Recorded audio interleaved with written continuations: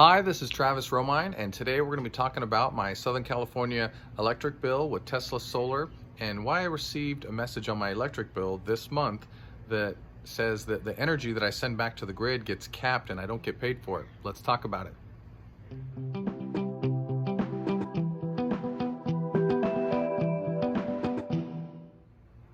All right, before I get started, I just want to let you know I do videos every month on my Southern California Edison bill with Tesla Solar. I show it every single month, so at the end of the year I can see how much money I saved. And I also do videos every month on my solar production, how much energy I produce every month. So if you want to see those videos, like and subscribe and we'll get you that information. All right, some quick specs on my solar system. I live just above San Diego in the Temecula-Murrieta Valley. My system is 12.24 kilowatts. It is 36 panels at 340 kilowatts. They're Q-cell panels that I got through Tesla, and my panels face east-west with my largest array facing west. Yeah, well, this is how much Southern California Edison charges me for my summer rates, anywhere from 17 cents to 45 cents in the summer. And the winter rates are pretty similar. They're 17 cents or 41 cents. So, it averages out, give or take each month around 23 cents per kilowatt. So these are the prices if I didn't have solar. All right, so I used 1,501 kilowatt hours this month. And if we times that by 23 cents, we get $345.23. So that's what my bill would have been. But since I have solar, let's take a look at my bill and see what I actually have to pay. Okay, well, as you can see, my previous bill was $14.45, and this month's bill, my new charges are $13.81. So that's just the basic connection fee charge that I have to pay once a month.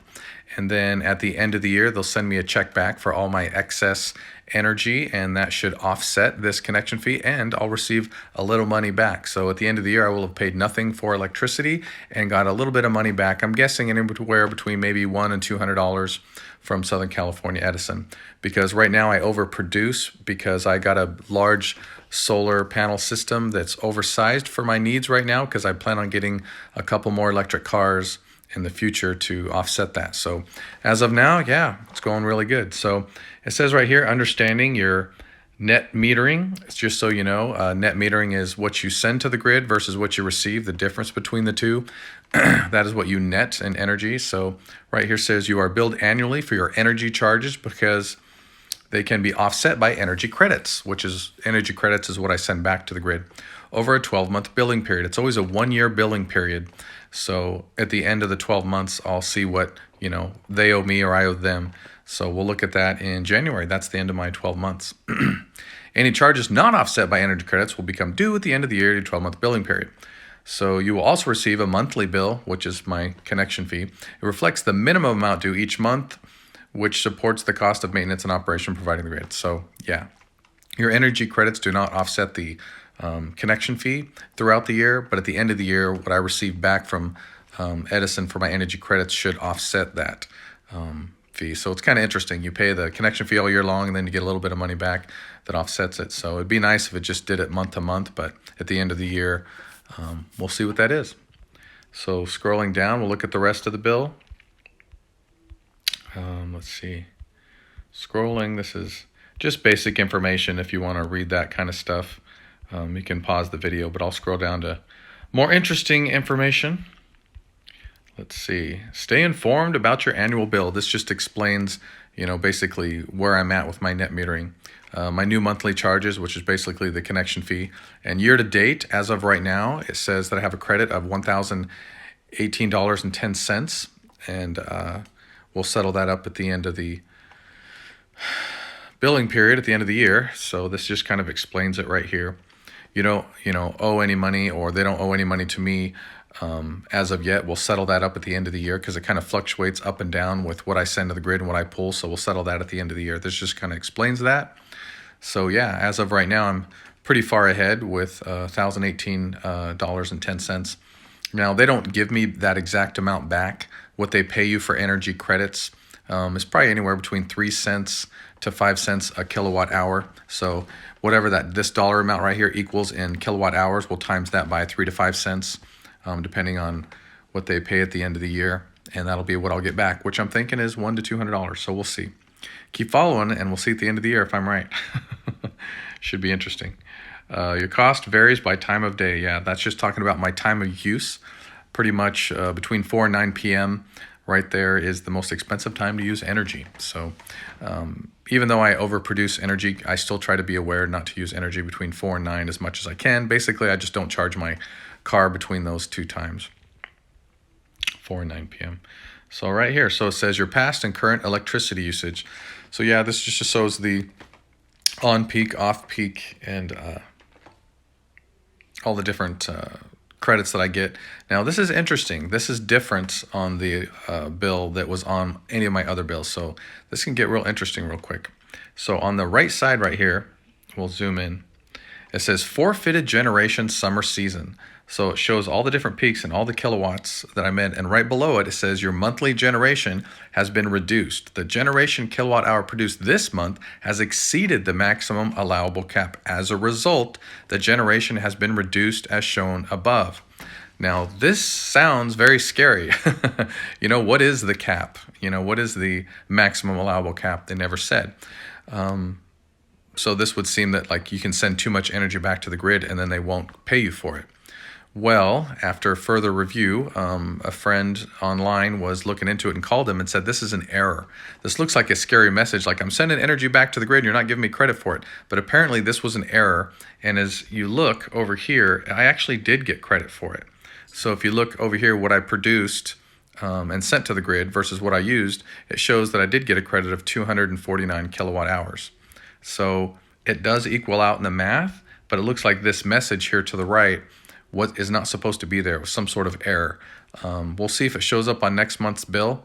But even though it says on the right that I don't get credit for this and it capped it out, I do look at the numbers on the left and I did get credit for it.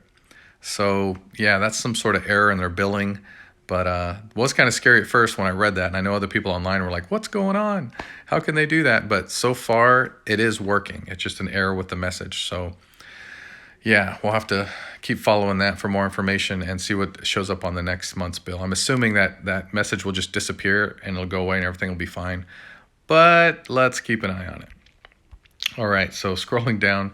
So yeah, I used a lot of energy this month. I did a lot of driving, so I only got a credit of 249 kilowatt hours this month. So your daily average, it shows this year my daily average is a credit of 8.3 kilowatt hours.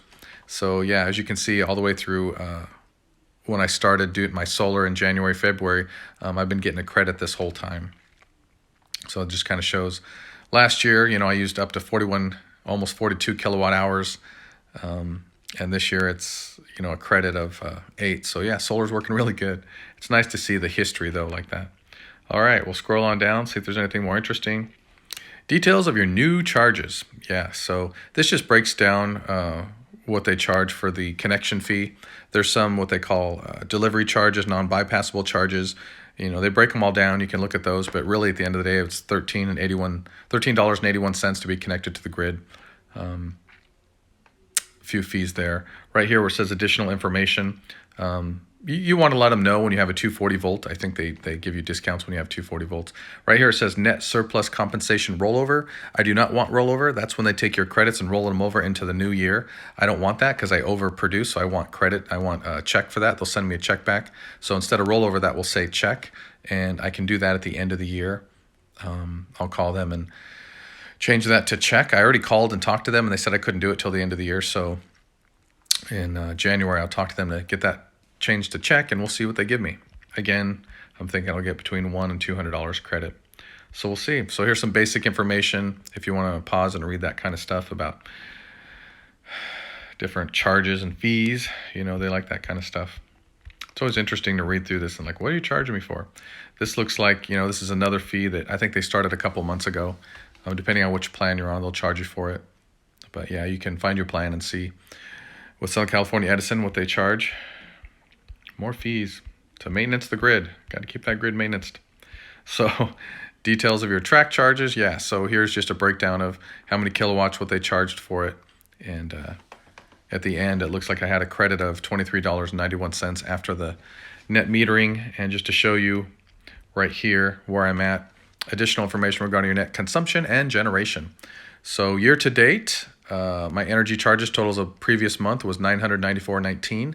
Your current month energy charge, I got a credit of $23.91. So as of year to date, this point of this bill, I have $1,018.10 credit, which equals out to 6,167 kilowatt hours. So again, and this can't be emphasized enough, I do not get a check for 1,018.10. If they were to settle right now, what would happen is they would take what that equals to in kilowatts, which is 6,167 kilowatt hours, times the rate that they pay, which is between 3 and 5 cents. So each month they change that rate. So the month that I cash out, we'll see what it is. Let's say it's 4 cents. It'll be 4 cents times the amount of kilowatt hours that I have credit for, and that's what the check will be that they send me at the end of the year. So it's kind of deceiving because you see that $1,018.10 credit, so you think I'm going to get back $1,000. No, you're not. But that's just the way they do it for whatever reason. So anyway, that's the bill there. So we'll scroll down, see if there's anything more interesting. This is just basic information. You can pause and read this if you want to. I think that's the rest of the bill. Yep, that's it. All right, so far everything's going great with solar, lots of credit, and we're going to keep following this every month. We'll see what happens at the end of the year. Going great. Yeah, well, my solar panel experiment for not paying for electricity again the rest of my life is going really good, going through the 9th month of that, so I won't pay for electricity again the rest of my life with overproducing and net metering through Southern California Edison. And I'll never pay for gasoline again the rest of my life with an electric car. So it's really about saving money and spreading the knowledge. So if you want to see more of that, you can look at my past videos. But yeah, everything is going great. I think now Tesla is selling their solar panels without a battery. If you want to do that, before you had to get a battery with it, but now they're selling their panels without a battery. So you can get solar panels at a better price. I have a Tesla referral code down in the description. I think now they're giving $500 off of the solar tile roof if you're interested in that. But yeah, if you just look at your electric bill and compare what you're paying for electricity versus getting solar, and then once you pay your solar off, you don't have any, not paying for panels or electricity, so it's great. But it's all about getting the right size system. So look at your needs and get the right kilowatts, how many kilowatts you use, get the right size system. So yeah, it's going great for me. So that's all the information I got. So we'll see you on the next video.